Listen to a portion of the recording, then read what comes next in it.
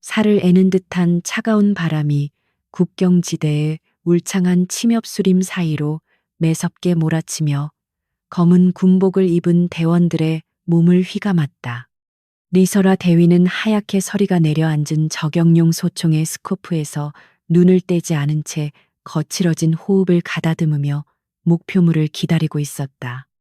그녀가 이끄는 여성 특수부대 흑모란 팀은 지난 10여 년간 당의 명령이라면 물불을 가리지 않고 수행해온 인간 병기들이었지만 오늘의 임무는 무언가 석연치 않은 기류가 흐르고 있었다. 상부에서는 단순한 반역자 처단이라고 설명했지만 현장의 공기는 그들이 알고 있는 일반적인 작전과는 확연히 다른 무겁고 칙칙한 냄새를 풍기고 있었기 때문이다. 설아는 차가운 눈밭에 엎드린 채 손가락 끝에 전해지는 방아쇠의 서늘한 감촉을 느끼며 모든 감각을 곤두세웠다.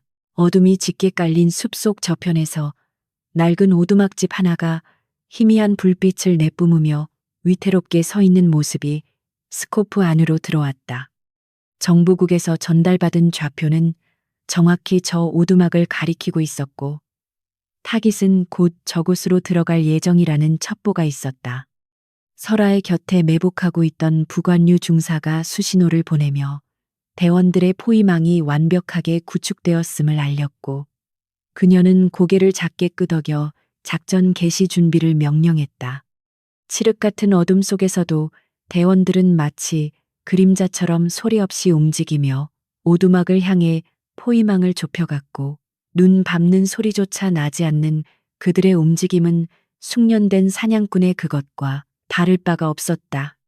긴장감이 팽팽하게 감도는 설원 위로 짐승의 울음소리만이 간헐적으로 들려왔다. 얼마 지나지 않아 낡은 트럭 한 대가 눈길을 헤치고 힘겹게 오두막 앞으로 다가와 멈춰 섰고 그 안에서 두꺼운 외투를 뒤집어 쓴 중년 남자가 내렸다. 그는 주위를 두리번거리며 경계하는 기색이 역력했으나 군사 훈련을 받은 자의 날카로운 움직임이라기보다는 쫓기는 짐승의 불안한 몸짓에 가까웠다. 설아는 스코프 십자선 정중앙에 남자의 머리를 조준했지만 방아쇠를 당기기 직전 묘한 위화감을 느끼고 사격을 중지했다. 반역자라 불리는 자가 들고 있는 것은 기밀 서류 가방이나 무기가 아니라 아이들이 먹을 법한 조잡한 식료품 봉투였기 때문이었다. 그녀의 직감이 경고음을 울렸고 설아는 즉시 사살 대신 생포 및 신문을 위해 진입 명령을 내렸다. 유리창이 깨지는 날카로운 소음과 함께 흑몰한 대원들이 오두막 내부로 신속하게 들이닥치자 남자는 비명을 지르며 바닥에 주저앉았다. 실내는 밖에서 보던 것보다 훨씬 더 열악했고 곰팡내와 섞인 비릿한 냄새가 코를 찔렀으며 구석에는 낡은 담요들이 어지럽게 널려 있었다. 대원들이 총구를 겨누며 방 내부를 수색하자 담요 더미 아래에서 겁에 질린 눈망울들이 하나둘씩 나타나기 시작했다. 그곳에는 대여섯 명의 아이들이 서로를 꼭 껴안은 채 오들오들 떨고 있었고 그들의 앙상한 팔다리는 오랫동안 제대로 먹지 못했음을 여실히 보여주고 있었다. 예상치 못한 상황에 대원들의 눈빛이 흔들렸고 설아 역시 당혹감을 감추지 못한 채 총구를 내리고 남자에게 다가갔다. 남자는 설아의 군화발을 붙잡고 살려달라고 애원하는 대신 아이들만은 제발 건드리지 말아달라고 울부짖으며 바닥에 머리를 태웠다. 그는 자신이 공화국을 배신한 것이 아니라 고위 장성들이 운영하는 인신매매 조직에서 아이들을 빼돌려 이곳에 숨겨두고 있었다고 고백했다. 남자의 입에서 나온 이름은 다름 아닌 설아에게 이번 임무를 직접 하달했던 박 장군이었으며 그가 아이들의 장기를 적출해 해외로 팔아넘긴다는 충격적인 사실을 털어놓았다. 설아는 머릿속이 하얗게 변하는 것을 느꼈고 평생을 바쳐 충성해온 조국과 군복의 의미가 순식간에 무너져 내리는 듯한 현기증을 느꼈다. 이것은 반역자를 처단하는 정의로운 임무가 아니라 추악한 범죄를 은폐하기 위한 청소 작업이었던 것이다. 그때 설아의 무전기에서 지지직거리는 소음과 함께 작전 상황을 감시하고 있던 감시관 최소좌의 날카로운 목소리가 흘러나왔다. 최소좌는 목표물 확인이 끝났으면 지체 없이 전원 사살하고 오두막을 불태워 흔적을 없애라고 명령하며 재촉했다. 무전기 너머로 들려오는 그의 목소리는 아이들의 존재를 이미 알고 있는 듯 전혀 놀라는 기색이 없었고, 오히려 빨리 처리하지 않으면 대원들에게도 책임을 묻겠다고 위협했다. 설아는 무전기를 쥔 손에 힘을 주며 떨고 있는 아이들과 절망에 빠진 남자의 얼굴을 번갈아 바라보았다. 군인으로서의 복종과 인간으로서의 양심이 격렬하게 충돌하는 순간, 그녀의 심장은 터질 듯이 요동쳤고 식은땀이 등을 타고 흘러내렸다. 설아는 천천히 고개를 들어 자신을 바라보는 대원들의 눈빛을 마주했고, 그들의 눈 속에서도 자신과 같은 분노와 갈등이 일렁이고 있음을 읽어냈다. 류 중사를 비롯한 흑모란 팀원들은 모두 고아 출신이거나 가족을 잃은 아픔을 가지고 있었기에 눈앞의 아이들을 결코 외면할 수 없었다. 침묵 속에서 오고 간 그들의 시선 교환은 수백 마디의 말보다 더 강력한 결의를 담고 있었고, 설아는 마침내 결단을 내렸다. 그녀는 무전기 버튼을 누르며 알겠다는 짧은 대답을 남긴 후 권총을 꺼내들어 남자가 아닌 오두막 밖을 향해 겨누었다. 그것은 단순한 명령 불복종을 넘어 그녀가 평생을 지켜온 신념과 조국에 대한 반역을 의미하는 돌이킬 수 없는 선택이었다. 설아의 눈짓을 받은 류 중사는 즉시 대원들에게 수신호를 보내 사격 위치를 변경하게 했고, 대원들은 일사불란하게 창문과 출입구 쪽으로 몸을 숨겼다. 잠시 후 밖에서 기다리던 최소자와 그의 친위대가 확인을 위해 오두막으로 접근하는 발자국 소리가 들려왔다. 그들은 흑모란 팀이 임무를 완수했을 것이라 믿고 아무런 의심 없이 문을 열고 들어서려 했고, 그 순간이 바로 설아가 기다리던 기회였다. 문이 열림과 동시에 설아의 권총이 불을 뿜었고 최소자의 미간에 정확히 구멍이 뚫리며 그가 뒤로 나자빠졌다. 찰나의 정적 후 밖에서 대기하던 친위대와의 치열한 교전이 시작되었고, 고요했던 숲은 순식간에 총성과 비명으로 가득 찼다. 흑모란 대원들은 압도적인 사격 실력과 팀워크로 당황한 친위대를 하나둘씩 쓰러뜨리며 전세를 장악해 나갔다. 그들은 자신들의 생존뿐만 아니라 뒤에 있는 아이들을 지키기 위해 어느 때보다 처절하고 맹렬하게 싸웠다. 설아는 창문 틈으로 보이는 적들을 향해 정확한 사격을 가하며 대원들에게 후문을 통해 아이들을 데리고 탈출할 것을 지시했다. 어둠 속에서 번쩍이는 총구의 불꽃들은 마치 붉은 꽃잎처럼 흩날렸고, 눈 덮인 대지는 붉은 피로 얼룩지며 그로테스크한 풍경을 만들어냈다. 설아는 탄창을 갈아 끼우며 이것이 끝이 아니라 길고 긴 도주와 투쟁의 서막임을 직감했다. 교전이 끝나고 살아남은 적들이 모두 제압되자 숲속에는 다시금 무거운 적막이 찾아왔고, 화약 냄새만이 매캐하게 진동했다. 설아는 쓰러진 최소자의 시신에서 통신 장비와 작전 지도를 탈취한 뒤 아이들을 안심시키며 신속하게 이동 준비를 서둘렀다. 그들은 이제 조국을 등진 배신자가 되었고, 박 장군의 집요한 추적을 피해야 하는 처지가 되었지만 대원들의 표정에는 두려움 대신 비장한 각오가 서려 있었다. 설아는 오두막 곳곳에 인화물질을 뿌리고 불을 붙여 교전의 흔적과 자신들의 행방을 감추려 했다. 활활 타오르는 불길은 그들의 과거를 태워버리는 의식과도 같았고, 붉게 물든 밤하늘 위로 검은 연기가 솟구쳐 올랐다. 불타는 오두막을 뒤로 한 채 설아와 대원들은 겁에 질린 아이들을 업거나 안고 눈보라가 몰아치는 험준한 산속으로 발걸음을 옮겼다. 그들이 가야 할 길은 지도에도 나와 있지 않은 험난한 루트였지만 그 누구도 불평하거나 망설이지 않았다. 설아는 선두에서 길을 개척하며 자신의 선택이 가져올 파장을 곰곰이 생각했고, 이제는 돌아갈 곳이 없다는 사실을 뼈저리게 실감했다.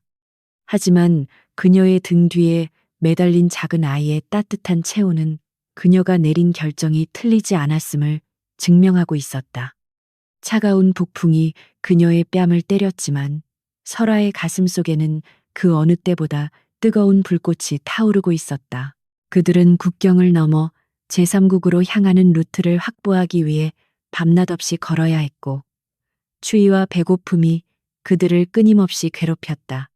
설아는 대원들에게 우리는 더 이상 군인이 아니라 이 아이들의 보호자이자 유령이 되어야 한다고 강조하며 정신력을 다잡게 했다. 눈 덮인 산맥은 끝이 보이지 않았고 박 장군의 추격대가 언제 들이닥칠지 모르는 상황이었지만 그들은 서로를 의지하며 한 걸음씩 나아갔다. 설아는 품속에 숨겨둔 박 장군의 범죄 증거가 담긴 마이크로칩을 만지작거리며 반드시 살아서 세상의 진실을 폭로하겠다고 다짐했다. 어둠 속에서 빛나는 그녀의 눈동자는 마치 설원 위에 피어난 강인한 흙장미처럼 고고하고 위태로워 보였다. 시간이 얼마나 흘렀는지 가늠할 수 없을 정도로 지친 그들은 마침내 국경 근처의 은신처로 사용할 수 있는 버려진 광산 입구에 도착했다. 대원들은 탈진한 아이들을 먼저 안으로 들여보내고 경계 태세를 유지하며 거친 숨을 몰아쉬었다.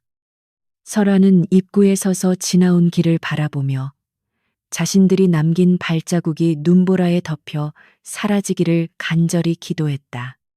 이제 그들은 이름도 계급도 없는 존재가 되어 거대한 권력에 맞서 싸워야 하는 운명에 처했지만 그들의 눈빛은 결코 꺾이지 않았다. 리설아와 흑모란 팀의 전설적인 탈주극은 이제 막 시작되었을 뿐이었다. 그날 밤 숲을 집어삼킬 듯 타올랐던 오두막의 화염은 세상의 흑모란 팀의 죽음을 알리는 거대한 장례식과도 같았다. 공식적으로 조선인민군 특수작전군 소속의 리설아 대위와 그녀의 대원들은 작전 중 발생한 불의의 폭발 사고로 전원 사망 처리되어 역사 속으로 사라졌다.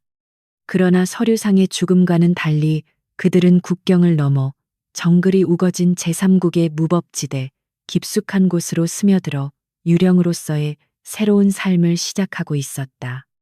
살을 내는 북방의 추위를 피해 도착한 남쪽의 습하고 무더운 정글은 그들에게 또 다른 시련을 안겨주었지만 누구도 불평 한마디 내뱉지 않았다. 그들의 등 뒤에는 여전히 공포에 질려 있는 아이들이 엎여 있었고 살아남아야 한다는 본능만이 그들의 지친 다리를 움직이게 하는 유일한 원동력이었다. 국경을 넘는 과정은 그야말로 지옥불을 걷는 것과 다를 바 없는 고난의 연속이었으며 수많은 감시초소와 지뢰밭을 피해야만 했다.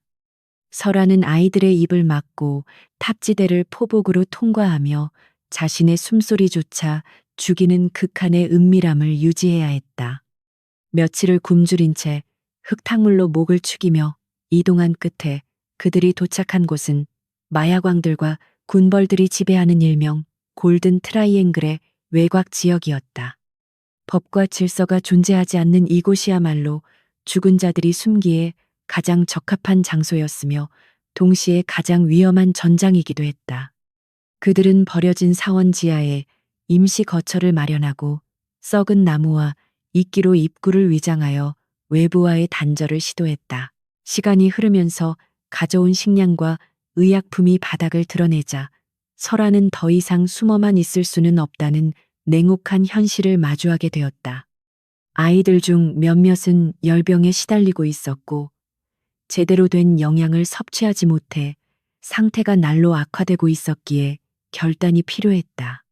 설아는 대원들을 모아놓고 우리는 군복을 벗었지만 군인으로서의 명예와 기술은 버리지 않았음을 상기시키며 생존을 위한 사냥을 제안했다. 그들의 목표는 민간인이 아닌 이 지역을 지나가는 인신매매 조직이나 마약 카르텔의 보급 트럭을 습격하여 물자를 탈취하는 것이었다. 그것은 범죄자들을 처단하여 정의를 구현함과 동시에 아이들을 살리기 위한 유일한 생존 방식이자 전쟁 선포였다. 칠흑 같은 어둠이 깔린 비포장도로 위로 무장한 경호원들이 호위하는 트럭 행렬이 흙먼지를 일으키며 지나가고 있었다. 도로변의 수풀 속에 매복하고 있던 설화는 야간 투시경 대신 예민하게 곤두선 청각과 감각에 의존하여 적들의 접근을 감지했다.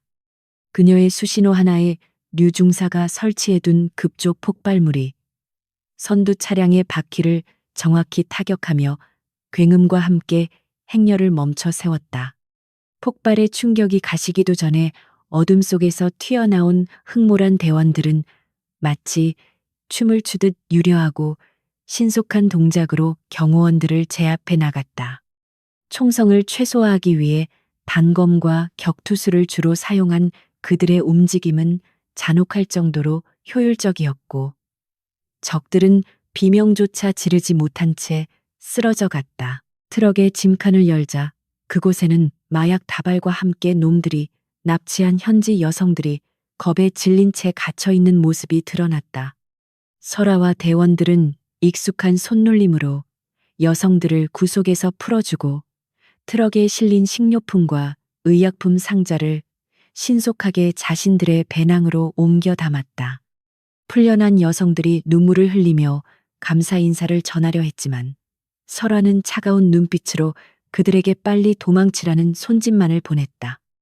그들은 구원자가 아닌 생존을 위해 남의 것을 빼앗는 약탈자라는 자괴감이 가슴 한구석을 찔렀지만 아이들을 생각하며 입술을 깨물었다. 작전 개시 10분 만에 모든 상황을 종료한 그들은 다시금 어둠 속으로 사라졌고 현장에는 쓰러진 갱단들과 텅 빈 트럭만이 덩그러니 남았다.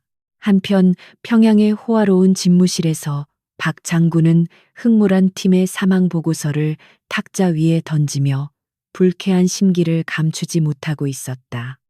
현장에서 수거된 시신들은 화재로 인해 신원을 확인할 수 없을 정도로 훼손되었지만 그의 동물적인 직감은 무언가 잘못되었다고 경고하고 있었다.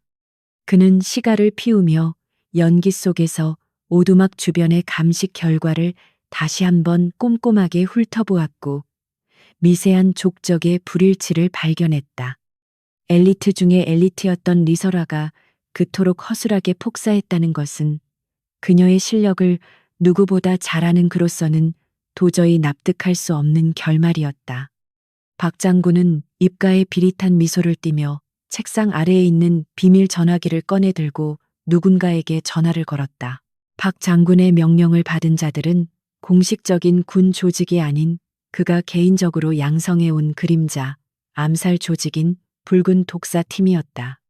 그는 수화기 너머의 상대에게 국경 너머의 정보원들을 총동원하여 리설화의 흔적을 찾으라고 지시하며 시신을 찾지 못하면 죽은 것이 아니라고 단언했다. 만약 그들이 살아있다면 자신의 비자금과 장기 밀매 사업에 대한 치명적인 정보를 가지고 있을 것이 분명했기에 반드시 입을 막아야만 했다. 박 장군은 자신의 안위를 위협하는 작은 불씨 하나라도 남겨두지 않겠다는 잔인한 결의를 다지며 와인잔을 거칠게 움켜쥐었다. 그의 눈동자에는 배신자에 대한 분노와 자신의 왕국을 지키려는 탐욕이 뒤섞여 시퍼렇게 타오르고 있었다. 국경 너머 제3국의 수도에 위치한 대한민국 국가정보원 안가에서는 강요원이 현지 경찰로부터 입수한 사건, 현장 사진들을 분석하며 고개를 갸웃거리고 있었다. 최근 국경지대에서 발생하고 있는 일련의 마약 조직 습격 사건들은 일반적인 영역 다툼과는 확연히 다른 양상을 보이고 있었기 때문이었다. 현장에 남겨진 시신들은 대부분 급소인 목이나 심장을 단 한 번의 타격으로 제압당한 상태였고 이는 고도로 훈련된 군사 전문가의 솜씨임이 분명했다. 특히 탄피 하나 남기지 않고 현장을 깨끗하게 정리한 방식은 북한 특수부대의 교리와 놀라울 정도로 흡사했다. 강요원은 사진 속의 참혹한 현장 너머에 숨겨진 진실을 파헤치기 위해 정보원들에게 추가 조사를 지시했다. 강요원은 책상 위에 놓인 지도의 사건 발생 지점들을 붉은 펜으로 표시하며 그들의 이동 경로를 추적하기 시작했다. 점들은 무질서해 보였지만 자세히 살펴보면 특정 지역을 중심으로 반경을 넓혀가며 보급품을 확보하고 있다는 패턴이 보였다. 그는 이 정체불명의 집단이 단순한 용병이나 범죄 조직이 아니라 무언가 절박한 사정이 있는 탈북 군인들일 가능성을 염두에 두기 시작했다. 만약 그들이 북한의 정예 부대원들이라면 왜 그들이 남한으로 귀순하지 않고 무법지대에서 범죄 조직과 전쟁을 벌이고 있는지에 대한 의문이 꼬리에 꼬리를 물었다.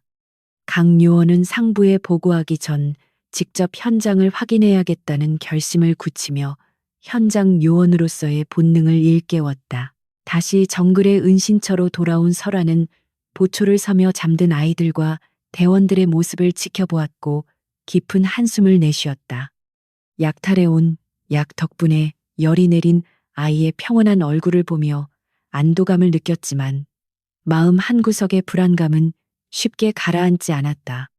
그녀는 자신이 선택한 이 길이 과연 옳은 것인지, 그리고 이 위험한 줄타기가 언제까지 지속될 수 있을지 끊임없이 자문했다. 오늘 밤은 무사히 넘겼지만 적들은 점점 포위망을 좁혀올 것이고 언젠가는 정면으로 맞서야 할 순간이 올 것임을 알고 있었다. 설아는 품속에서 낡은 나침반을 꺼내 북쪽이 아닌 남쪽을 가리키는 바늘을 멍하니 바라보며 생각에 잠겼다. 그때 어둠 속에서 류 중사가 다가와 설아의 옆에 앉으며 따뜻한 물이 담긴 컵을 건넸고 두 사람은 잠시 말없이 밤하늘을 올려다보았다. 류 중사는 대원들 모두가 대장의 결정을 전적으로 신뢰하고 있으며 끝까지 함께할 것이라고 말하며 설아의 무거운 어깨를 감싸주었다.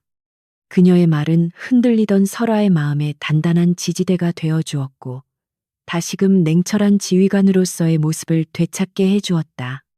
설아는 류 중사에게 우리는 더 이상 명령에 죽고 사는 기계가 아니라 스스로의 의지로 약자를 지키는 인간이 되었다고 담담하게 말했다. 그들의 대화는 짧았지만 서로에 대한 깊은 유대감과 신뢰를 확인하기에는 충분했다. 다음 날 아침 숲속의 고요함을 깨고 정찰을 나갔던 대원이 숨을 헐떡이며 뛰어들어와 긴급 상황을 알렸다. 인근 마을에서 북한 말투를 쓰는 낯선 남자들이 흑몰한 팀의 인상착의를 묻고 다니며 정보를 수집하고 있다는 첩보였다. 설아는 즉시 대원들에게 전투태세를 갖추라고 명령했고 아이들을 안전한 지하 벙커로 대피시키며 긴박하게 움직였다. 박 장군의 사냥개들이 냄새를 맡고 쫓아왔음을 직감한 그녀의 눈빛은 다시금 차가운 살기로 번득이기 시작했다. 이제 숨바꼭질은 끝났고 생존을 건 정면 승부만이 남았음을 알리는 전운이 감돌았다. 설아는 지도를 펼쳐놓고 적들을 유인하여 섬멸할 계획을 세우며 대원들에게 각자의 위치와 역할을 배정했다. 그녀는 적들이 자신들을 단순한 탈주병으로 얕잡아보고 덤벼들기를 바랐으며 그 오만함이 그들의 무덤이 될 것임을 확신했다. 지형지물을 완벽하게 파악하고 있는 흑몰한 팀에게 정글은 최고의 요새이자 무기였고 그들은 이곳을 적들의 지옥으로 만들 준비가 되어 있었다. 설아는 무기를 점검하며 탄창에 총알을 밀어넣는 금속성 소리에 맞춰 호흡을 가다듬었다. 다가오는 폭풍 앞에서 그녀는 두려움보다는 오히려 피가 끓어오르는 전율을 느끼며 전투의 시작을 기다렸다. 열대 우림의 눅눅한 습기가 폐부 깊숙이 스며드는 깊은 밤. 리설아는 썩은 나뭇잎과 진흙으로 뒤덮인 바닥에 몸을 밀착한 채 전방을 주시하고 있었다. 그녀의 호흡은 주변의 풀벌레 소리에 묻힐 만큼 고요했고 날카로운 눈빛은 어둠 속에서도 사물의 윤곽을 정확하게 파악하고 있었다. 흑몰한 팀은 식량과 의약품을 확보하기 위해 인신매매 조직의 중간 보급소를 습격할 계획을 세우고 있었지만 이번 작전은 단순한 약탈 이상의 위험을 내포하고 있었다. 적들의 경계가 눈에 띄게 강화되었고 숲 곳곳에 설치된 부비 트랩과 감시 카메라들이 그들의 침투를 어렵게 만들고 있었기 때문이다. 설아는 손가락 끝으로 대원들에게 대기 신호를 보내며 바람의 방향이 바뀌기를 끈기 있게 기다렸다. 잠시 후 바람이 북쪽에서 남쪽으로 불기 시작하자 설아는 즉시 공격 명령을 내렸고 어둠 속에 숨어 있던 대원들이 일제히 움직이기 시작했다. 류 중사가 소음기가 장착된 권총으로 외곽 경비병들의 머리를 정확하게 피격하여 쓰러뜨리는 동안 나머지 대원들은 철조망을 절단하고 내부로 신속하게 침투해 들어갔다. 그들의 움직임은 마치 잘 짜인 기계 부품처럼 오차없이 맞물려 돌아갔고 적들은 자신들이 공격받고 있다는 사실조차 인지하지 못한 채 죽음을 맞이했다. 설아는 창고 문을 열고 들어가 내부에 쌓여 있는 물자들을 확인했지만 기대했던 것보다 식량의 양이 턱없이 부족하다는 사실에 실망감을 감출 수 없었다. 이곳은 단순한 보급소가 아니라 놈들이 무언가 중요한 것을 옮기기 위해 잠시 거쳐가는 임시 거점일 뿐이었다.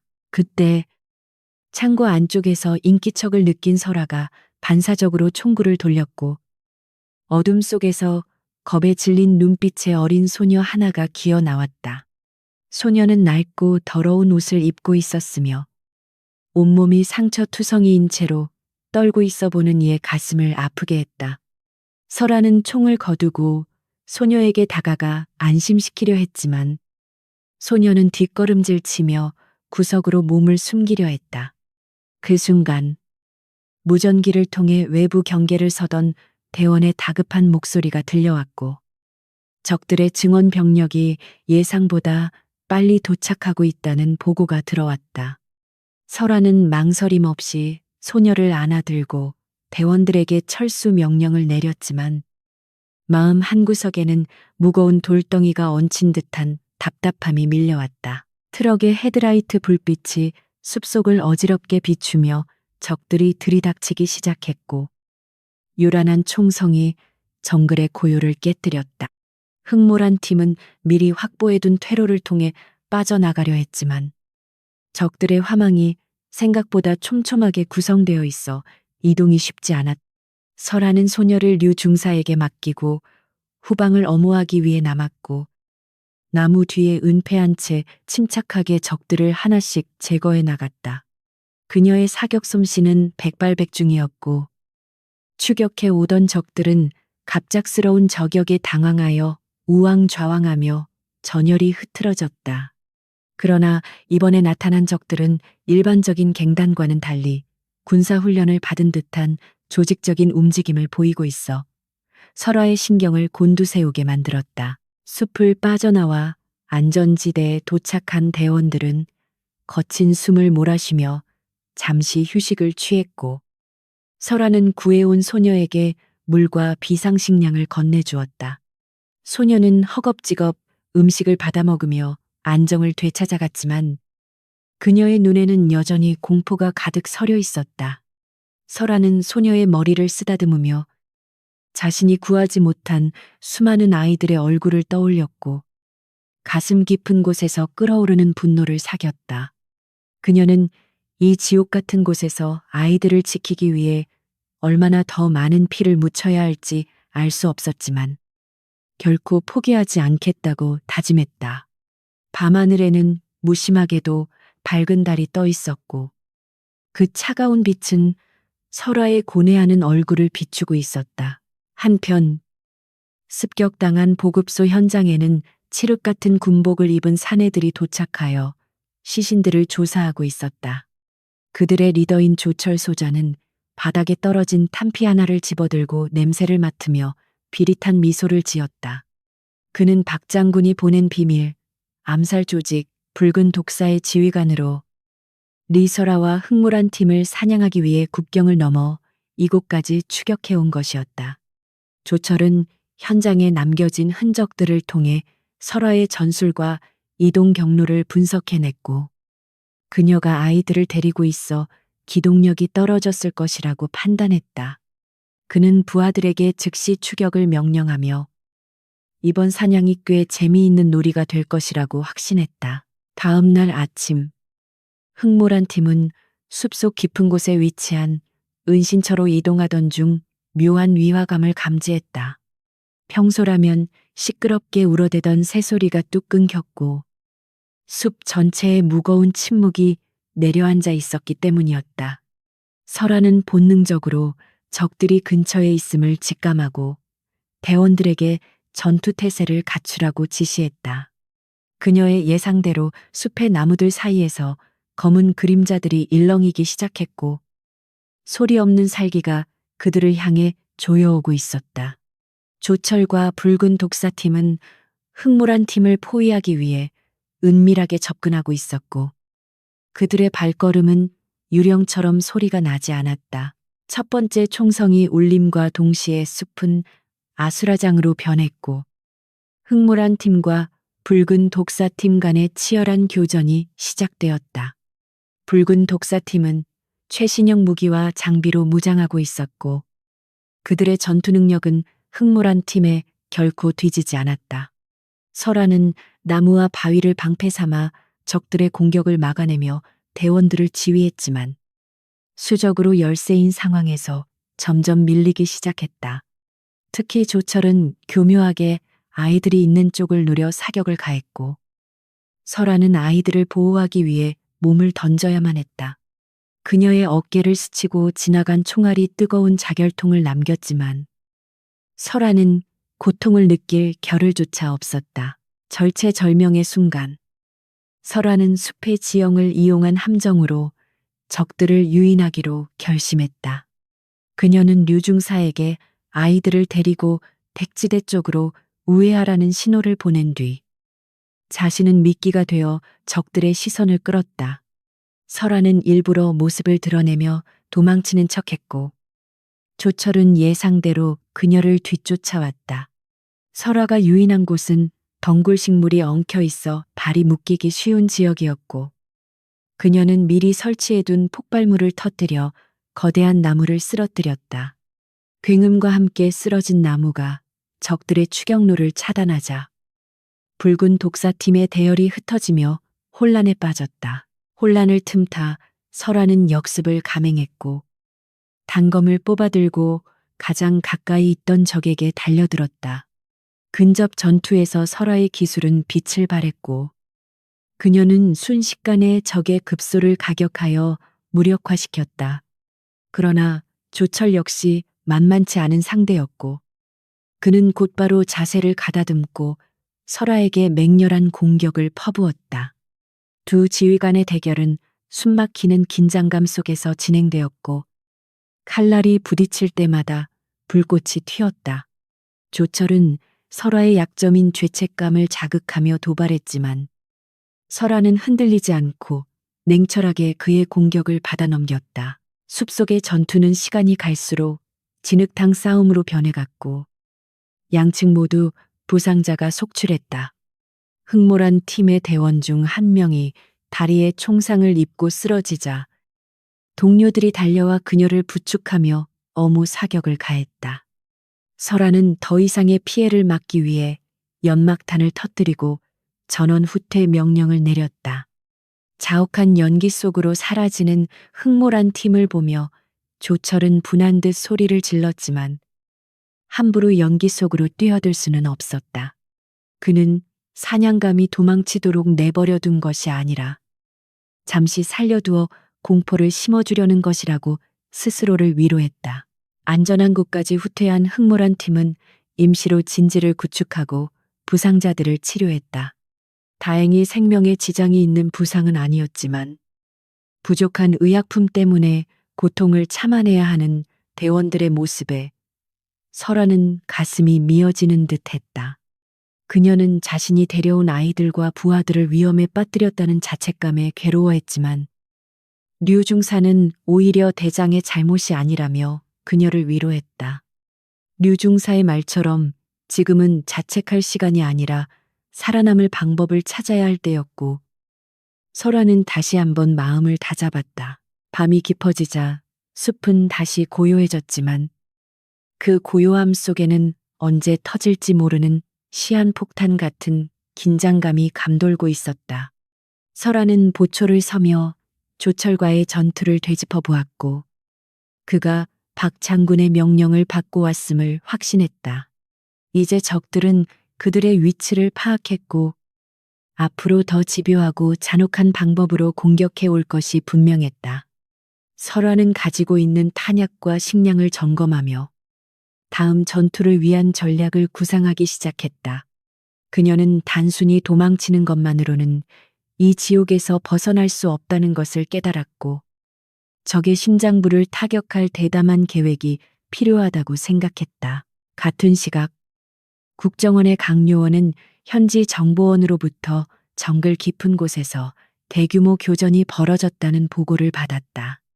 그는 위성 사진을 통해 해당 지역을 분석했고 인위적인 폭발 흔적과 특수부대 특유의 교전 패턴을 발견했다. 강요원은 이것이 단순한 범죄 조직 간의 다툼이 아니라 사라진 리설아 대위와 그녀를 쫓는 북한 추격대 간의 전투임을 확신했다. 그는 상부에 긴급 보고를 올리고 직접 현장으로 들어가 그들을 접촉하기 위한 준비를 서둘렀다. 강요원은 리설아가 살아있다면 그녀가 가진 정보가 한반도 정세에 엄청난 영향을 미칠 수 있음을 알고 있었기에 반드시 그녀를 확보해야만 했다. 정글의 밤은 길고도 잔혹했지만 흑몰한 팀은 서로의 체온을 나누며 버티고 있었다. 아이들은 지쳐 잠들었고 대원들은 돌아가며 경계를 섰다. 설아는 잠든 아이들의 얼굴을 하나하나 들여다보며 이 아이들이 자유로운 세상에서 뛰어놀 수 있는 날이 오기를 간절히 기도했다. 그녀의 기도는 신에게 닿지 않을지라도 그녀의 총구는 악마들을 향해 언제나 겨누어져 있을 것이었다.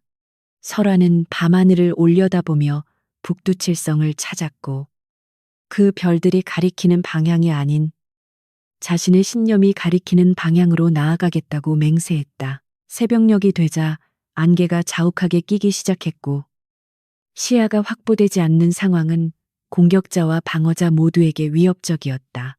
설아는 안개를 이용하여 이동하기로 결정하고 대원들을 깨워 짐을 꾸리게 했다.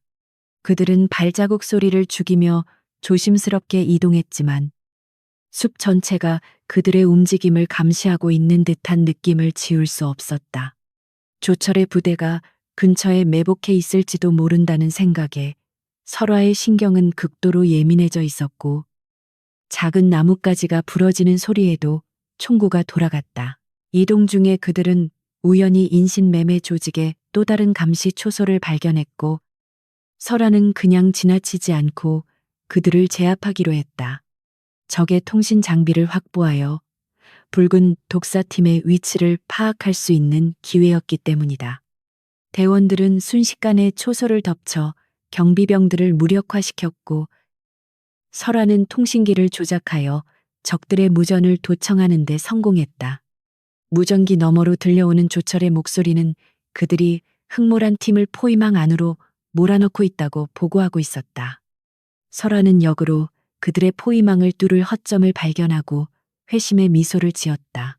설화는 획득한 정보를 바탕으로 새로운 이동 경로를 설정했고 적들이 예상하지 못한 험준한 절벽 지대를 통과하기로 했다.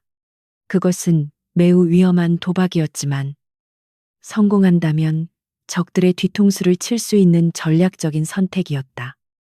아이들을 데리고 절벽을 오르는 것은 불가능에 가까워 보였지만 흑몰한 팀은 밧줄을 이용해 아이들을 한 명씩 안전하게 끌어올렸다. 그 과정에서 손가락이 찢어지고 근육이 비명을 질렀지만 누구도 포기하지 않았다. 절벽 정상에 올랐을 때 그들은 발 아래 펼쳐진 정글을 내려다보며 잠시나마 승리감을 맛볼 수 있었다. 그러나 그들의 안도감은 오래가지 않았다. 절벽 반대편 능선에서 반짝이는 빛이 보였고 그것은 저격수의 스코프가 반사되는 비침을 설화는 즉시 알아차렸다. 탕하는 소리와 함께 바위 파편이 튀었고 설화는 대원들에게 엎드리라고 소리쳤다. 조철은 그들이 절벽으로 이동할 것까지 예측하고 미리 저격수를 배치해 둔 것이었다. 설화는 혀를 차며 자신의 오판을 자책했지만 곧바로 연막탄을 터뜨려 시야를 차단하고 대응 사격을 시작했다. 절벽 위에서의 위태로운 전투가 시작되었고 한 발짝만 잘못 디뎌도 천길 낭떠러지로 떨어질 수 있는 극한의 상황이 펼쳐졌다. 설아는 저격수의 위치를 파악하기 위해 미끼를 던졌고 저격수가 반응하는 찰나의 순간을 놓치지 않고 대응 사격을 가했다. 그녀의 총알은 정확하게 저격수의 어깨를 꿰뚫었고 적의 사격이 멈춘 틈을 타대원들은 안전한 바위 뒤로 몸을 숨겼다. 하지만 이것은 시작에 불과했고 조철의 본대가 절벽 아래에서 빠르게 치고 올라오고 있었다. 설아는 이 절벽이 그들의 무덤이 될지 아니면 새로운 탈출구가 될지 결정해야만 했다. 그녀의 눈빛은 그 어느 때보다 강렬하게 타올랐고 흑모란 팀의 전설은 계속되어야만 했다. 절벽 위에서의 위태로운 전투를 뒤로하고 흑모란 팀은 다시금 정글의 깊은 그림자 속으로 몸을 숨기는 데 성공했지만 그들의 체력은 한계점에 다다르고 있었다. 며칠째 제대로 된 휴식을 취하지 못한 대원들의 얼굴에는 짙은 피로가 내려앉았고 부상을 입은 대원들의 상처는 높은 습도 때문에 덧나기 시작하여 치료가 시급한 상황이었다.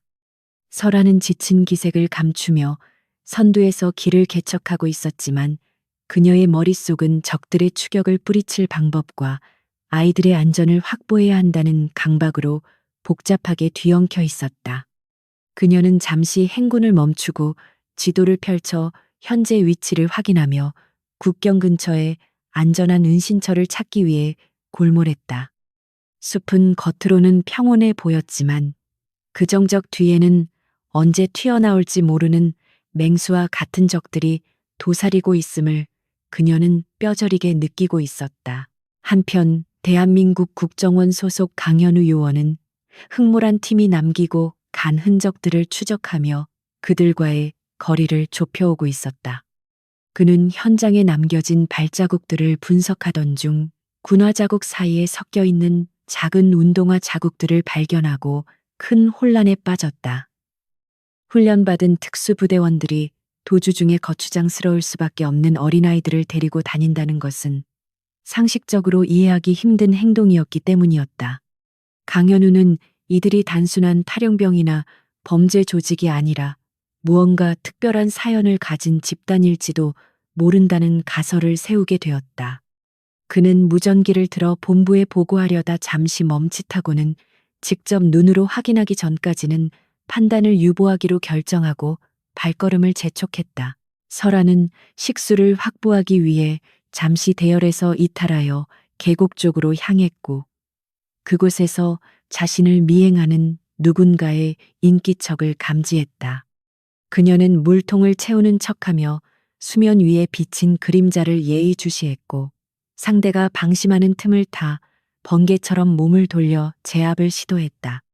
숲을 뒤에 숨어있던 강현우는 설아의 기습적인 공격에 당황했지만 곧바로 특수요원다운 반사신경으로 그녀의 주먹을 막아내고 반격에 나섰다. 고요했던 계곡은 순식간에 두 고수가 부딪히는 격투의 장으로 변했고 물보라와 함께 타격음이 숲속에 울려 퍼졌다. 강현우는 설아의 기술이 북한 격술임을 단번에 알아보았지만 그녀의 움직임에는 단순히 상대를 죽이려는 살기보다는 제압하려는 의도가 섞여 있음을 느꼈다. 치열한 공방 끝에 설아는 지형지물을 이용한 변칙적인 공격으로 강현우의 중심을 무너뜨리고 그의 목에 날카로운 단검을 겨누는데 성공했다. 강현우는 차가운 칼날이 피부에 닿는 것을 느끼며 거친 숨을 몰아쉬었고 자신의 패배를 인정하며 두 손을 천천히 들어 올렸다. 그는 눈앞의 여인이 정보부 데이터베이스에 있던 냉혹한 살인 기계 리설아 대위라는 사실을 확인했지만 그녀의 눈빛은 보고서의 묘사와는 달리 깊은 슬픔과 결의에 차 있었다. 설아는 그를 죽이는 대신 낮은 목소리로 자신들을 쫓지 말라고 경고하며 우리는 당신들의 적이 아니라고 말했다.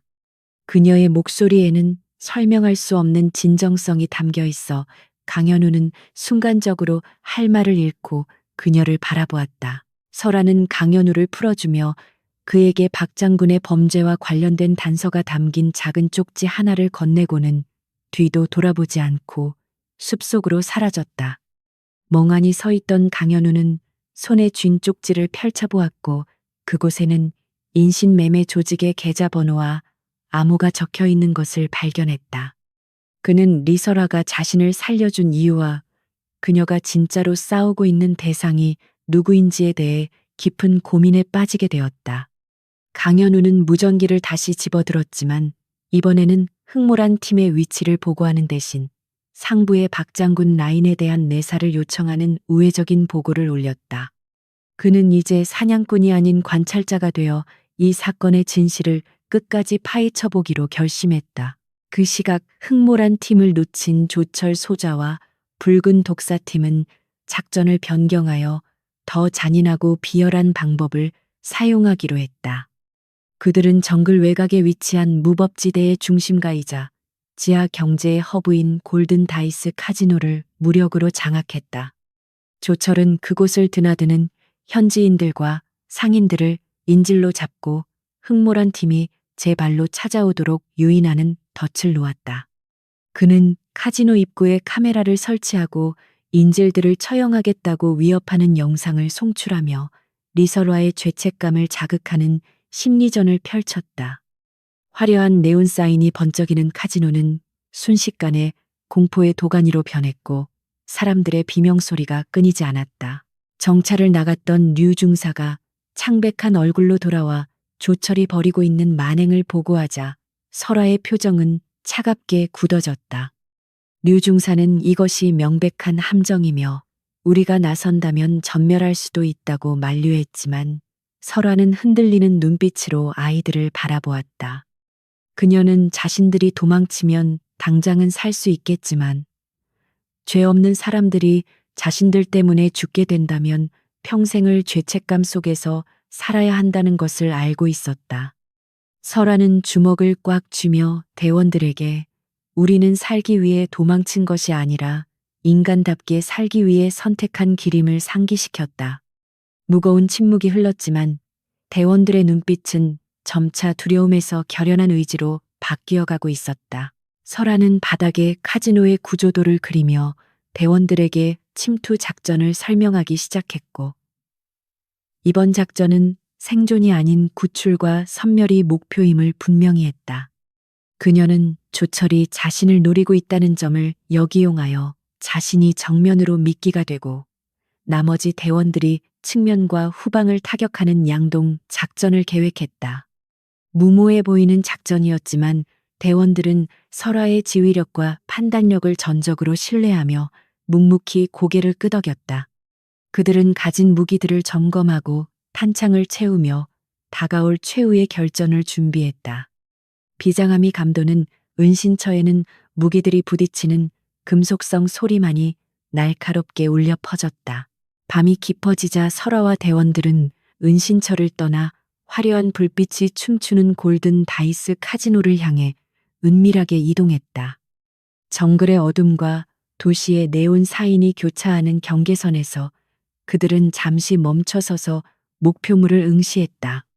카지노 주변에는 조철의 부하들이 중무장을 한 채 경계를 서고 있었고 건물 옥상에는 저격수들이 배치되어 있는 것이 보였다.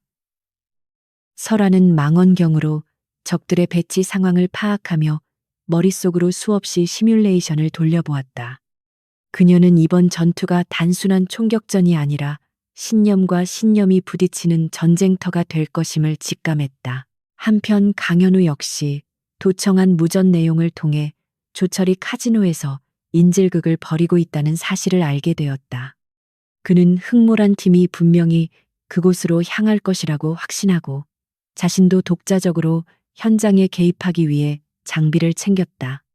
국정원 요원으로서 타국의 영토에서 무력 개입을 하는 것은 국제법 위반이자 위험한 행동이었지만 그는 눈앞에서 벌어지는 학살을 방관할 수 없었다. 강현우는 자신의 차에 시동을 걸며 이번 밤이 길고도 험난할 것임을 예감했다. 그의 차는 굉음을 내며 카지노가 있는 시내를 향해 질주하기 시작했다. 카지노 내부는 공포와 절망으로 가득 차 있었고 인질들은 조철의 부하들에게 위협을 받으며 구석에 몰려 있었다. 조철은 샴페인을 마시며 모니터 화면을 통해 밖을 감시하고 있었고 리서라가 나타나기만을 손꼽아 기다리고 있었다.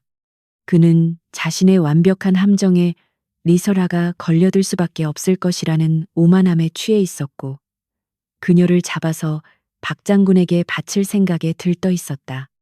하지만 그는 리서라가 단순히 명령에 따르는 군인이 아니라 지킬 것이 있는 전사가 되었을 때 얼마나 무서운 존재가 되는지 간과하고 있었다. 카지노의 화려한 조명 아래서 악마의 연회는 절정으로 치닫고 있었다. 설아는 대원들을 두 개 조로 나누어 류중사가 이끄는 침투조를 하수구 쪽으로 보내고 자신은 정문이 보이는 옥상으로 올라가 자리를 잡았다. 그녀는 통신기를 통해 류중사에게 진입 신호를 보내기 전 마지막으로 호흡을 가다듬으며 자신의 저격 소총을 어루만졌다.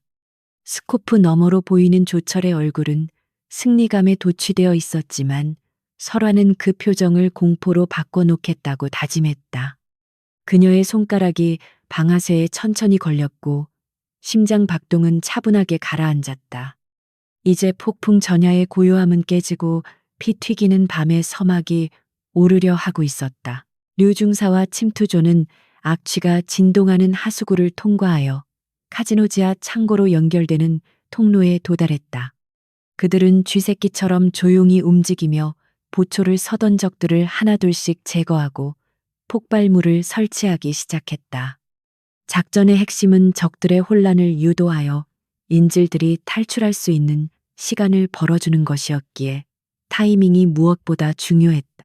류중사는 손목시계를 확인하며 설화의 신호를 기다렸고 대원들의 눈빛은 어둠 속에서도 형형하게 빛났다.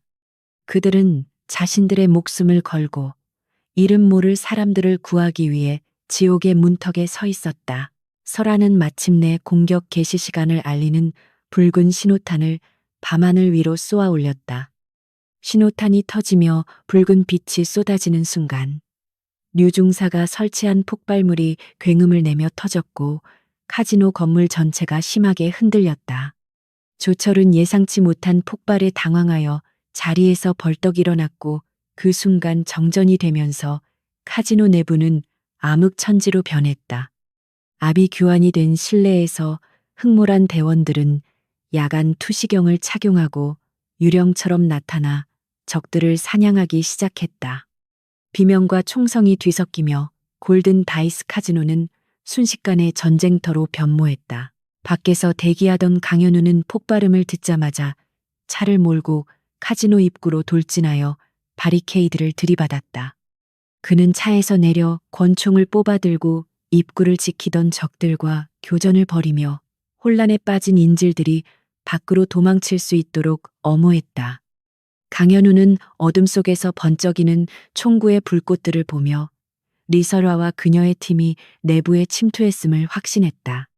그는 자신이 할 수 있는 최선의 지원은 적들의 증원 병력을 차단하고 퇴로를 확보하는 것임을 깨닫고 입구 주변을 사수하기 위해 치열하게 싸웠다. 서로 다른 목적을 가진 이들이 하나의 목표를 위해 각자의 자리에서 싸우고 있었다. 설화는 혼란을 틈타 옥상에서 와이어를 타고 내려와 깨진 창문을 통해 카지노 내부로 진입했다. 그녀는 공중에서 사격을 가하며 2층 난간에 있던 적들을 쓰러뜨리고 바닥에 착지했다. 그녀의 등장에 조철은 분노에 찬 고함을 지르며 부하들에게 집중 사격을 명령했지만 설화는 이미 몸을 숨긴 뒤였다. 그녀는 기둥 사이를 오가며 적들의 시선을 분산시켰고 그 틈을 타 류중사팀이 인질들을 대피시키고 있었다. 설화와 조철의 눈이 마주친 순간 두 사람 사이에는 피할 수 없는 결투의 기류가 흘렀다. 폭발의 여파로 자욱한 먼지와 매캐한 화약 연기가 카지노 내부를 가득 메웠고 비상등의 붉은 불빛만이 아수라장이 된 현장을 간헐적으로 비추고 있었다. 리설아는 깨진 유리 조각들이 널려있는 바닥을 구르며 엄폐물 뒤로 몸을 숨겼고 귓가에는 이명현상과 함께 적들의 고함 소리가 웅웅거리며 들려왔다. 혼란스러운 상황 속에서도 그녀의 감각은 놀라울 정도로 예리하게 살아나 적들의 위치와 움직임을 본능적으로 파악하고 있었다.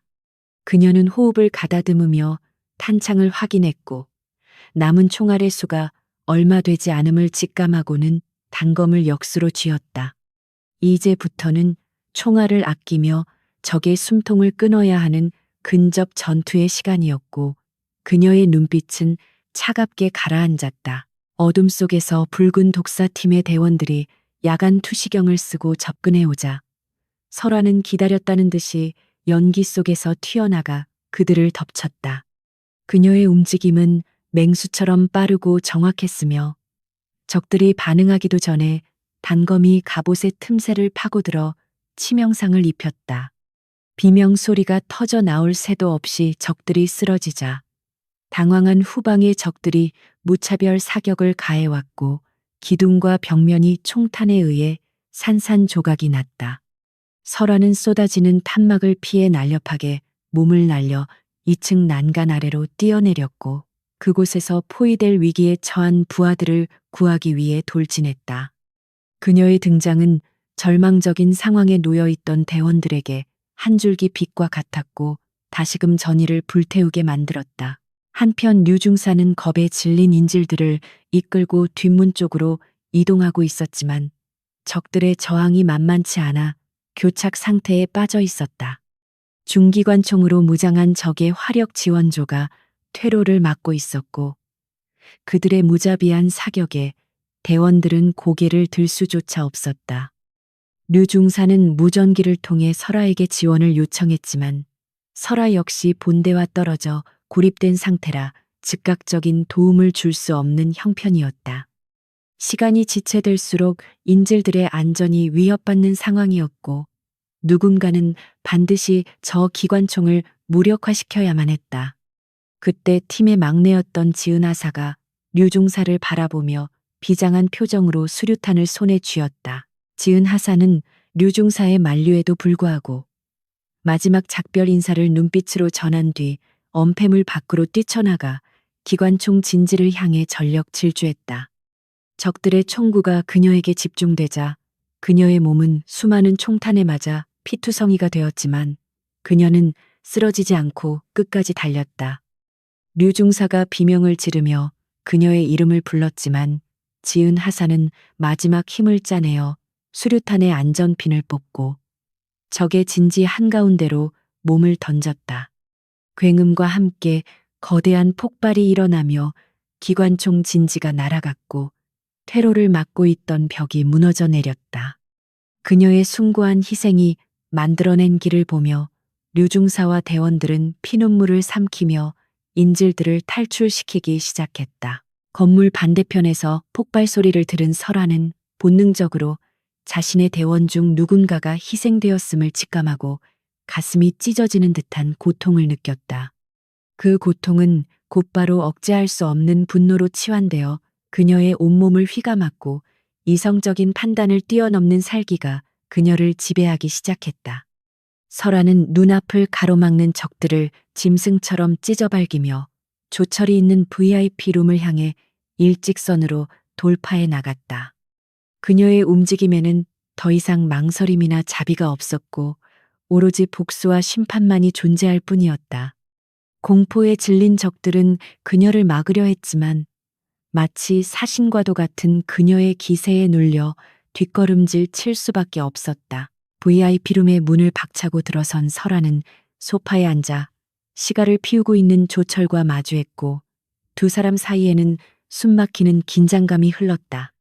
조철은 여유로운 척미소를 지으며 부하들이 다 죽어가는 마당에도 자신의 안위만을 걱정하는 비열한 모습을 보였다. 그는 설아에게 배신자의 말로는 비참할 뿐이라며 조롱했지만 설아는 대꾸할 가치조차 느끼지 못하고 천천히 그에게 다가갔다. 조철은 콧방귀를 뀌며 자신의 주무기인 쌍검을 뽑아들었고 설아 역시 피 묻은 단검을 고쳐 쥐며 자세를 잡았다. 카지노의 화려한 장식들이 부서진 폐허 속에서 최후의 결투가 시작되려 하고 있었다. 조철의 검술은 화려하고 변칙적이었으며 그의 칼날은 뱀처럼 휘어지며 설아의 급소를 노리고 들어왔다. 설아는 그의 공격을 간발의 차이로 피하며 반격을 시도했지만 체력적인 열세로 인해 점점 구석으로 몰리고 있었다. 조철은 설아의 지친 기색을 눈치채고 더욱 맹렬하게 공격을 퍼부었고 그의 칼날이 설아의 팔과 다리에 깊은 상처를 남겼다. 피가 흘러내려 시야를 가렸지만 설아는 고통을 무시하고 오로지 상대의 움직임에만 집중했다. 그녀는 조철의 오만함이 그가 가진 유일한 약점임을 알고 있었고 그가 방심하여 큰 기술을 시도할 순간만을 기다렸다. 조철이 결정타를 날리기 위해 크게 도약하며 내려찍는 순간 설아는 피하는 대신 오히려 그의 품 안으로 파고드는 과감한 선택을 했다. 살을 주고 뼈를 취한다는 육참골간의 각오로 조철의 칼날이 자신의 어깨를 뚫고 들어오도록 허용한 뒤 그녀는 단검을 그의 복부에 깊숙이 찔러 넣었다. 조철의 눈이 공포와 고통으로 크게 확장되었고 입에서는 쿨럭거리는 소리와 함께 붉은 피가 터져 나왔다. 설아는 멈추지 않고 단검을 비틀어 올리며 그가 저지른 모든 죄악과 희생된 동료들의 원한을 갚아주었다. 조철은 믿을 수 없다는 표정으로 설아를 바라보다가 힘없이 바닥으로 쓰러졌고 그의 생명은 비참하게 꺼져갔다. 설아는 거칠게 숨을 몰아쉬며 어깨에 박힌 조철의 칼을 뽑아냈고 극심한 고통에 신음했지만 정신을 잃지 않으려 애썼다. 그녀는 쓰러진 조철의 품을 뒤져 박 장군의 비자금 장부와 암호화된 USB를 찾아냈고 이것이 그들의 희생을 헛되게 하지 않을 유일한 증거임을 확인했다. 그때 무전기에서 류중사의 목소리가 들려왔고 인질들이 모두 안전하게 탈출했으며 지은 하사의 시신을 수습했다는 보고가 들어왔다. 설아는 뜨거운 눈물을 흘리며 알겠다는 짧은 대답을 남기고 비틀거리는 걸음으로 방을 나섰다. 불타오르는 카지노는 마치 거대한 화장터처럼 보였고 그 속에서 그녀는 홀로 걸어 나왔다.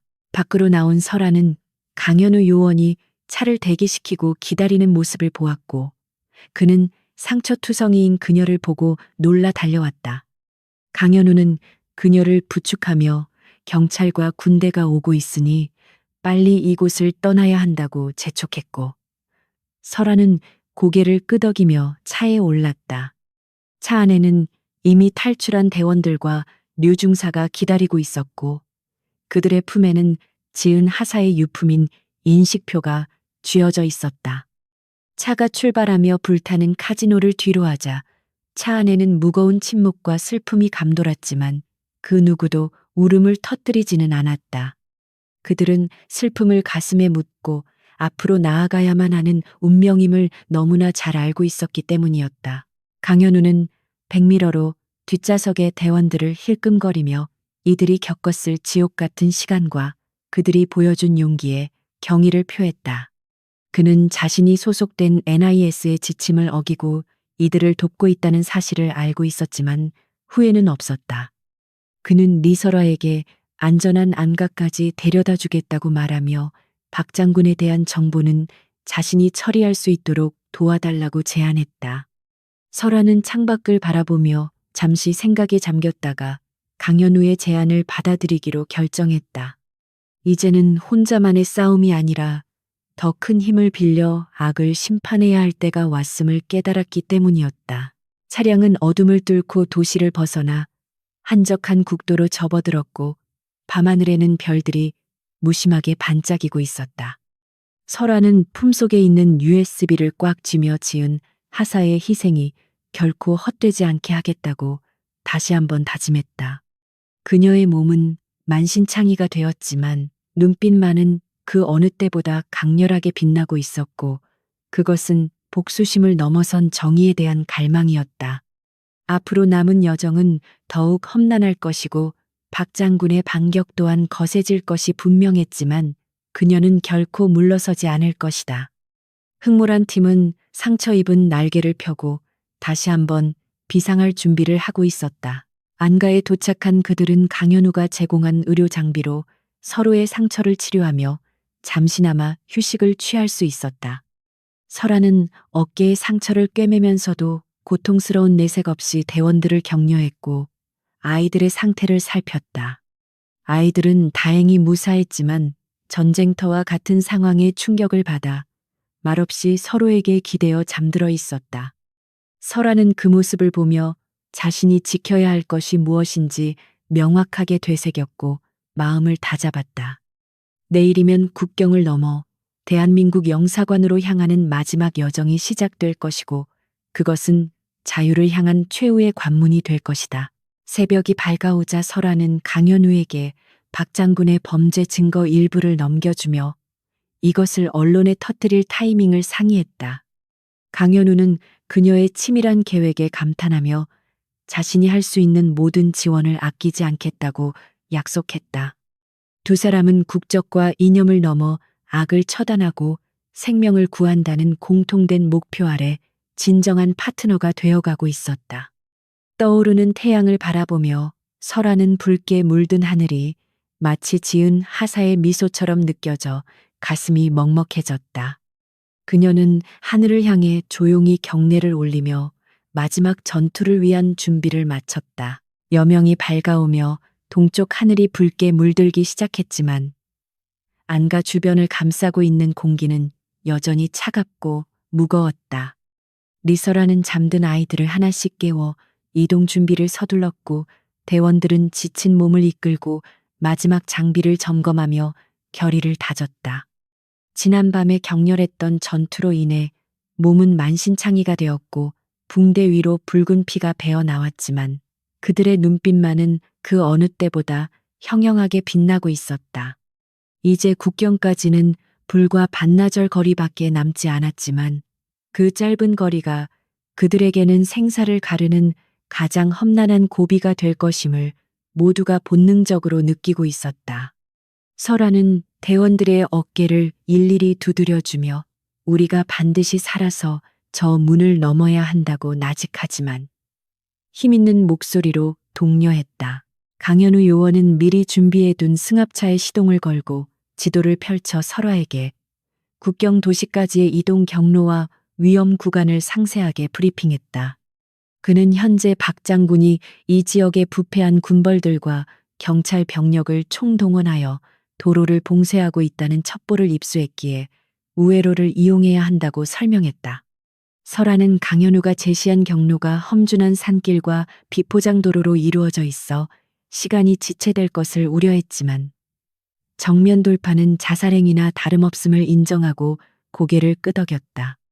강현우는 자신의 신분을 이용하여 검문소를 통과할 수 있는 위조 신분증과 통행증을 건네주며 만약의 사태에 대비해 자신이 선도 차량에 탑승하여 길을 열겠다고 자청했다. 차량 2대가 안가를 빠져나와 거친 비포장 도로를 달리기 시작하자 차 안에는 숨막히는 긴장감이 감돌았고 아이들은 불안한 듯 서로의 손을 꼭 잡고 있었다. 운전대를 잡은 유중사는 백미러를 통해 끊임없이 후방을 주시했고 조수석에 앉은 설아는 소총을 무릎 위에 올려둔 채 창밖의 동태를 살폈다.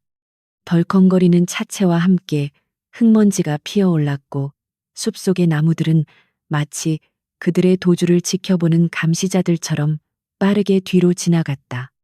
설아는 품속에 있는 USB를 만지작거리며 이것이 단순한 비자금 장부가 아니라 박 장군과 북한 강경파의 숨통을 끊어놓을 결정적인 무기임을 상기했다. 그녀는 국경을 넘기 전 이 정보를 세상에 터뜨려 적들이 자신들을 쫓는 것보다 자신들의 안위를 걱정하게 만들 계획을 세우고 있었다. 한편 평양에 있는 박 장군은 조철 소자와의 연락이 두절되고 비자금 계좌가 동결되었다는 보고를 받자 이성을 잃고 발광하기 시작했다. 그는 자신의 모든 치부가 세상에 드러날 위기에 처하자 국경 인근에 배치된 자신의 사설 부대와 연줄이 있는 현지 갱단에게 리설아 일행을 발견 즉시 사살하라는 최후 통첩을 보냈다. 그는 더 이상 비자금을 되찾는 것에는 관심이 없었고 오로지 자신의 비밀을 알고 있는 입들을 영원히 닫게 만드는 것에만 혈안이 되어 있었다. 박 장군의 지령을 받은 무장 세력들은 국경으로 향하는 주요 길목과 샛길에 매복을 설치하고 흑몰한 팀이 나타나기만을 기다리며 살기를 뿜어내고 있었다. 산길을 벗어나 국도에 진입하려던 순간 강현우가 탄 선도 차량이 급정거하며 무전을 통해 전방에 매복이 있음을 다급하게 알렸다. 설아가 고개를 들어 앞을 보니 도로를 막아선 트럭 뒤로 무장한 괴한들이 모습을 드러내며 차량을 향해 무차별 사격을 가해오기 시작했다. 총알이 빗발치며 승합차의 유리창이 박살났고 아이들의 비명소리가 차 안을 가득 메우며 공포가 극에 달했다. 류중사는 침착하게 핸들을 꺾어 차량을 도로 옆 둔덕으로 몰았고 설아는 깨진 창문 틈으로 몸을 내밀어 정확한 사격으로 적의 기관총 사수를 제압했다.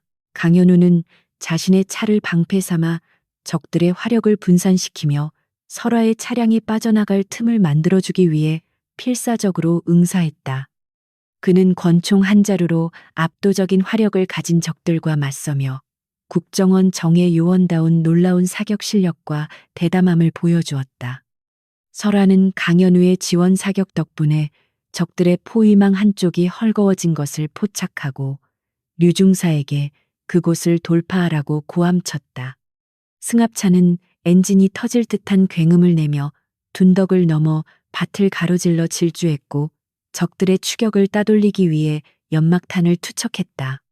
자욱한 흰 연기가 도로를 뒤덮으며 적들의 시야를 가렸고 그 틈을 타 두 대의 차량은 간신히 사지에서 벗어날 수 있었다. 추격을 뿌리치고 인근 소도시의 외곽에 도착한 설아는 더 이상 시간을 지체할 수 없다고 판단하고 인터넷 카페가 있는 낡은 상가 건물 앞에 차를 세웠다. 그녀는 대원들에게 주변 경계를 맡기고 강현우와 함께 건물 안으로 뛰어들어가 가장 구석에 있는 컴퓨터 앞에 앉았다. 전 세계 주요 언론사와 국제인권기구의 박 장군의 만행과 비자금 내역, 그리고 인신매매의 증거가 담긴 파일들을 전송하기 시작했다. 업로드 진행바가 천천히 차오르는 동안 설아의 심장은 초조함으로 세차게 뛰었고 창밖에서는 사이렌 소리가 점점 가까워지고 있었다. 파일 전송이 99%에 도달했을 때 상가 건물 입구 쪽에서 쾅하는 소리와 함께 적들이 들이닥치는 소리가 들려왔다. 강현우는 설아에게 어서 마무리를 하라고 소리치며 입구 쪽으로 달려가 적들을 저지하기 위해 교전을 시작했다. 설아는 모니터 화면에 전송 완료 메시지가 뜨는 것을 확인하자마자 회심의 미소를 지으며 엔터키를 힘차게 눌렀다. 이제 박 장군의 추악한 진실은 전 세계로 퍼져나갈 것이고 그는 사회적으로 매장당하여 더 이상 그 누구도 쫓을 힘을 잃게 될 것이었다. 설아는 컴퓨터의 하드디스크를 파괴하여 흔적을 없앤 뒤 강현우를 돕기 위해 총을 뽑아들고 입구로 향했다. 설아와 강현우는 좁은 복도를 사이에 두고 몰려드는 적들과 치열한 총격전을 벌이며 퇴로를 확보하기 위해 안간힘을 썼다. 좁은 공간에서의 전투는 그야말로 아수라장이었고 탄피가 바닥에 쏟아지는 소리가 빗소리처럼 울려 퍼졌다. 밖에서 대기하던 류 중사와 대원들이 차량을 몰고 건물 입구로 돌진하여 적들을 들이받으며 탈출구를 열어주었다. 설아와 강현우는 달리는 차에 몸을 던져 탔고 차량은 다시금 굉음을 내며 도시의 미로 같은 골목길을 향해 내달렸다.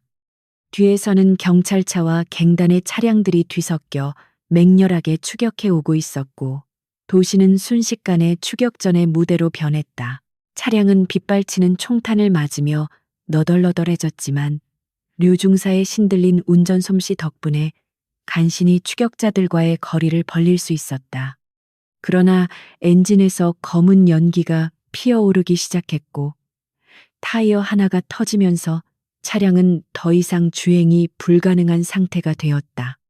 설아는 국경 관문인 영사관까지 남은 거리가 불과 2km 남짓임을 확인하고 전원 하차하여 도보로 이동할 것을 명령했다.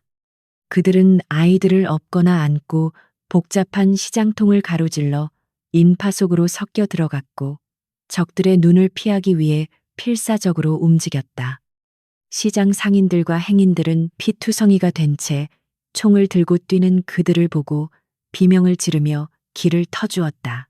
시장통을 빠져나오자 저 멀리 대한민국 영사관의 태극기가 펄럭이는 모습이 눈에 들어왔고 대원들의 눈에는 희망과 감격의 눈물이 고였다. 하지만 영사관 정문 앞 도로는 이미 박 장군이 사주한 무장 용역들이 바리케이드를 치고 삼엄하게 경계를 서고 있는 상태였다. 설화는 절망적인 상황에 입술을 깨물었지만 여기까지 와서 포기할 수는 없었기에 마지막 돌파를 준비했다. 그녀는 남은 탄창을 확인하며 대원들에게 아이들을 가운데 두고 원형 방어 진영을 갖추게 했고 강현우는 자신의 국정원 신분증을 꺼내 들며 정면으로 나섰다. 강현우는 양손을 들고 천천히 바리케이드 쪽으로 걸어가며 자신이 대한민국 외교관임을 밝히고 길을 비킬 것을 요구했다. 용역들은 잠시 주춤했지만 곧이어 무전으로 사살 명령을 받은 듯 총구를 강현우에게 겨누며 위협 사격을 가했다. 그 순간 설화가 연막탄을 던지며 뛰쳐나가 강현우를 보호했고 대원들이 일제히 사격을 개시하며 정면 돌파를 시도했다. 영사관을 지키던 현지 경찰들과 경비병들도 총소리에 놀라 상황을 파악하려 우왕좌왕했고 거리는 순식간에 전쟁터를 방불케 하는 혼란에 빠졌다. 설화는 선두에서 길을 막는 적들을 쓰러뜨리며 아이들이 지나갈 길을 열었고 그녀의 몸은 새로운 상처들로 얼룩졌다. 혼란 속에서 영사관 정문이 열리고 한국 측 보안 요원들이 무장을 하고 뛰쳐나와 상황을 살피기 시작했다. 강현우는 그들을 향해 아군임을 알리는 암호를 외치며 지원을 요청했고 보안 요원들은 즉시 대응 사격을 하며 흑몰한 팀을 엄호했다.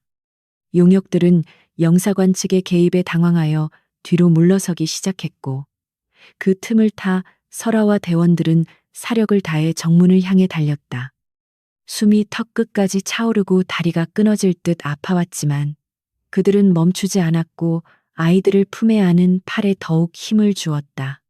바로 눈앞에 자유의 문이 열려 있었고 그 문 너머에는 그토록 갈망하던 새로운 세상이 기다리고 있었다. 마지막 순간 적의 저격수가 설화를 노리고 발포했지만 옆에 있던 류중사가 몸을 날려 대신 총탄을 맞고 쓰러졌다. 설화는 비명을 지르며 류중사를 부축하려 했지만 류중사는 피를 토하며 어서 가라고 설화의 등을 떠밀었다. 설화는 눈물을 머금고 류중사를 들쳐 업은 채 마지막 남은 힘을 짜내어 영사관 정문을 통과했다. 그녀의 발이 영사관 경내의 땅을 밟는 순간 뒤따라오던 대원들과 아이들도 모두 무사히 문 안으로 들어왔고 육중한 철문이 닫히며 적들의 총성을 차단했다. 마침내 그들은 사선을 넘어 대한민국 영토나 다름없는 안전지대에 발을 디딘 것이었다. 영사관 마당에 쓰러진 설화와 대원들은 거친 숨을 몰아쉬며 파란 하늘을 올려다보았고 그 위로 태극기가 바람에 힘차게 펄럭이고 있었다. 강현우는 의료진을 부르며 설화에게 다가와 다 끝났다고 안심시켰고 설화는 흐릿해지는 의식 속에서 아이들이 안전한지 확인했다. 아이들은 놀라서 울고 있었지만 다친 곳 없이 무사했고 대원들은 서로를 끌어안고 오열하며 생존의 기쁨을 나누었다.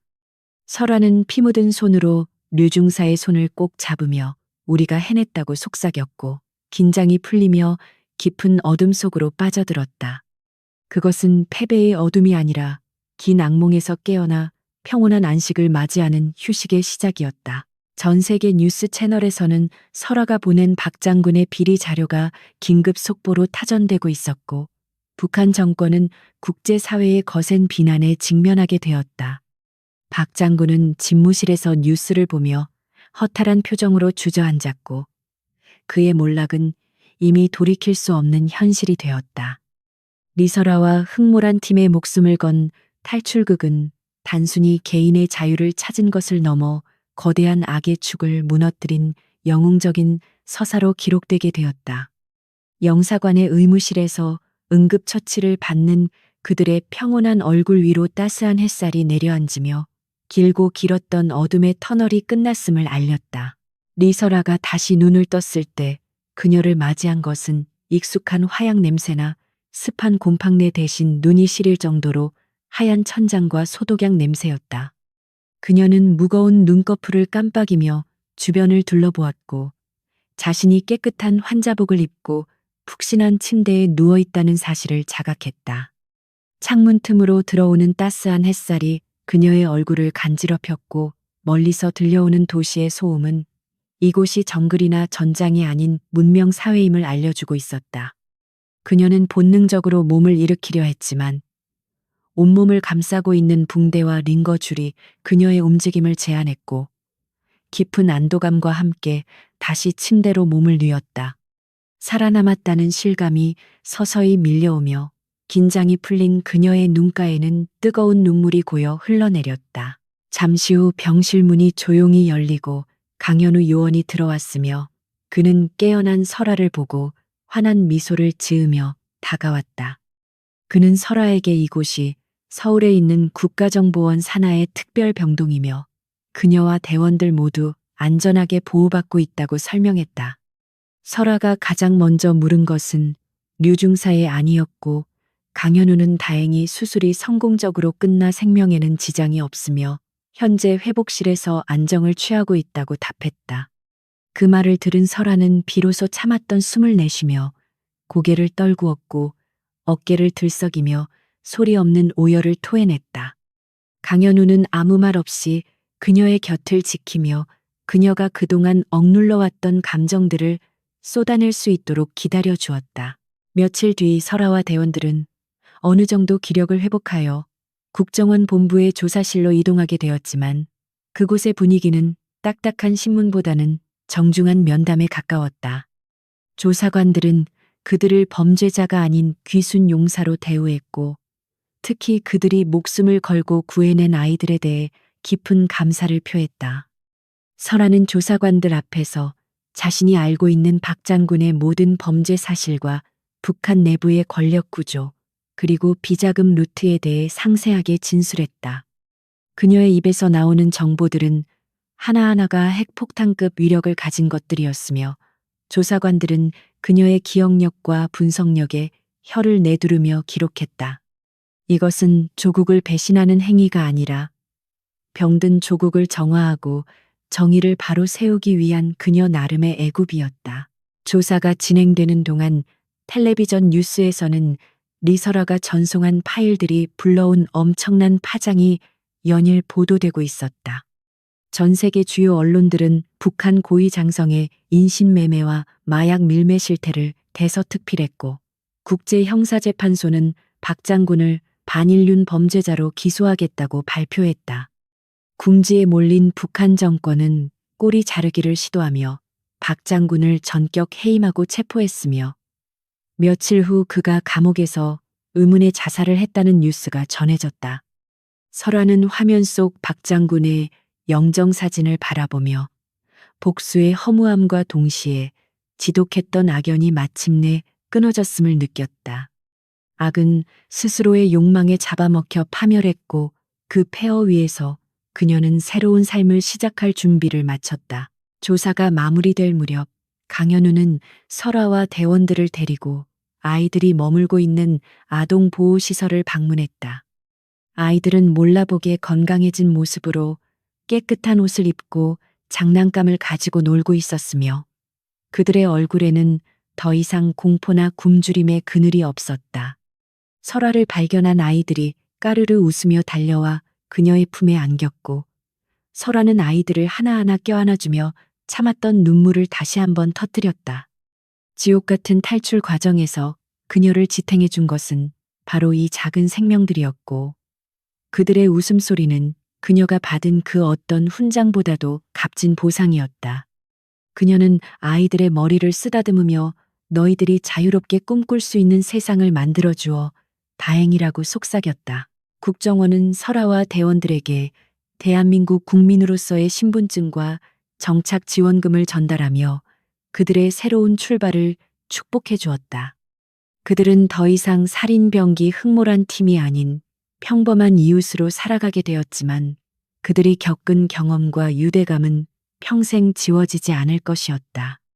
대원들은 각자 요리사나 운동 강사 등 자신이 하고 싶었던 일들을 배우기로 했고, 설화는 대학에 진학하여 국제관계학을 공부하고 싶다는 뜻을 밝혔다. 그녀는 자신이 겪은 비극이 다시는 반복되지 않도록 돕는 일을 하고 싶었고, 그것이 살아남은 자의 의무라고 생각했다. 강현우는 그녀의 결정을 지지하며 언제든 도움이 필요하면 연락하라고 말하며 든든한 후원자가 되어주기로 약속했다. 시간이 흘러 서울의 거리에 다시 겨울이 찾아왔고 첫눈이 내리던 어느 날 설아는 도심의 한 공원을 찾았다. 그녀는 코트깃을 여미며 하얗게 덮인 세상 위로 떨어지는 눈송이를 바라보았고 문득 과거 국경지대에서 보았던 차가운 눈밭을 떠올렸다. 그때의 눈은 죽음과 공포를 상징했지만 지금 그녀가 밟고 있는 눈은 평화와 안식을 의미하고 있다는 사실에 묘한 감정을 느꼈다. 그녀는 벤치에 앉아 지나가는 연인들과 뛰어노는 아이들을 바라보며 자신이 그토록 갈망했던 평범한 일상이 바로 이런 것임을 깨달았다. 그녀의 손에는 총 대신 따뜻한 커피 한 잔이 들려 있었고 그 온기는 얼어붙었던 그녀의 마음을 녹여주었다. 그때 저 멀리서 류중사와 대원들이 그녀를 부르며 다가왔고 그들의 표정은 그 어느 때보다 밝고 활기차 보였다. 다리를 다쳤던 류중사는 재활 치료를 통해 거의 정상적으로 걸을 수 있게 되었고 대원들은 각자의 위치에서 치열하게 적응하며 살아가고 있었다. 그들은 오랜만에 모여 서로의 안부를 묻고 웃음꽃을 피우며 지난날의 아픔을 추억으로 승화시키고 있었다. 설화는 동료들의 웃는 얼굴을 보며 자신이 내린 선택이 틀리지 않았음을 다시 한번 확신했고 가슴 한구석이 벅차오르는 것을 느꼈다. 그들은 이제 명령에 의해 움직이는 부품이 아니라 서로의 삶을 응원하는 진정한 가족이 되어 있었다. 모임이 끝나고 집으로 돌아가는 길에 강현우가 설화에게 전화를 걸어와 박 장군과 연루되었던 잔당들이 모두 소탕되었다는 소식을 전했다. 그는 설화에게 이제 정말로 모든 것이 끝났으니 안심하고 행복해지라는 말을 남겼고 설화는 그에게 진심 어린 감사를 표했다. 전화를 끊은 설화는 밤하늘을 올려다보았고 서울의 밤하늘은 수많은 불빛으로 반짝이며 마치 그녀의 앞날을 축복하는 듯했다. 그녀는 깊은 숨을 들이마시며 차가운 공기 속에 섞인 자유의 냄새를 만끽했고 발걸음을 재촉하여 집으로 향했다. 그녀의 발걸음은 더 이상 도망치는 자의 다급함이 아니라 미래를 향해 나아가는 자의 당당함으로 가득 차 있었다. 집에 도착한 설아는 책상 위에 놓인 작은 액자를 바라보았는데 그곳에는 탈출 직후 아이들과 함께 찍은 사진이 들어 있었다. 사진 속에 그녀는 붕대를 감고 있었지만 표정만은 세상 그 누구보다 행복해 보였고 그것은 그녀가 지켜낸 생명들이 주는 선물이었다. 그녀는 창문을 열고 쏟아지는 눈을 맞으며 자신을 옥죄던 과거의 사슬을 완전히 끊어내기로 마음먹었다. 이제 그녀는 누군가의 명령을 기다리는 병사가 아니라 자신의 의지대로 삶을 개척하는 주체적인 인간 리설화로 다시 태어난 것이다. 차가운 바람이 불어왔지만 그녀의 가슴 속에 피어난 희망의 불꽃은 결코 꺼지지 않을 것이다. 눈 덮인 서울의 밤은 고요하고 아름다웠으며 설아는 그 풍경 속에서 비로소 완전한 평화를 찾았다. 그녀는 한때 눈밭 위에서 피를 흘리며 쓰러질 뻔했던 가시돋친 꽃이었지만 이제는 따뜻한 햇살 아래서 만개할 준비를 마친 아름다운 꽃이 되었다. 그녀의 이야기는 역사 속에 기록되지 않을지도 모르지만 그녀가 구해낸 아이들의 기억 속에서 영원히 전설로 남을 것이다. 리설아는 미소를 지으며 창문을 닫았고 따뜻한 온기가 감도는 방 안으로 들어와 내일을 위한 잠을 청했다. 길고 길었던 겨울이 지나고 마침내 그녀의 인생에도 따뜻한 봄이 찾아오고 있었다.